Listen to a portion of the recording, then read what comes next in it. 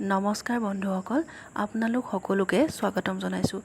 এতিয়া মধুৰিৰ ছিজন হয়, সেইকাৰণে আজি আপোনালোকৰ ওচৰলৈ মই মধুৰিৰ চাটনি এটা কেনেকৈ বনাই দেখাবলৈ আহিছোঁ। এই মধুৰি চাটনিটো বনাবলৈ প্ৰথমতে মধুৰিখিনি ডাঙৰ ডাঙৰকৈ মই কাটি লৈছোঁ। ইয়াৰ ভিতৰৰ গুটিখিনি মই এৰুৱাই ল'লোঁ।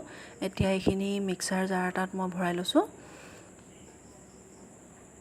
এতিয়া তাত মই টুকুৰা আদা দিছোঁ আৰু কেঁচা জলকীয়া দুটা দিছোঁ।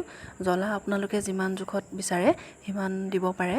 এতিয়া গোটা জিৰা, গোটা ধনিয়া আৰু জালুক কেইটামান মই গৰম কৰি ল'লোঁ, সেইখিনি দি দিলোঁ আৰু নিমখ দিছোঁ মই সোৱাদ অনুসৰি।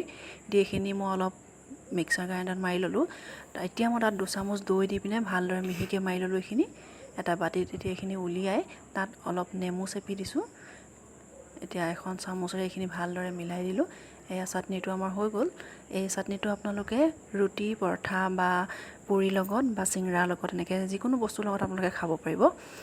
ভিডিঅ'টো চাই যদি ভাল পালে প্লিজ লাইক, ছাবস্ক্ৰাইব আৰু শ্বেয়াৰ কৰিব, লগতে আমাক কমেণ্ট কৰি জনাব।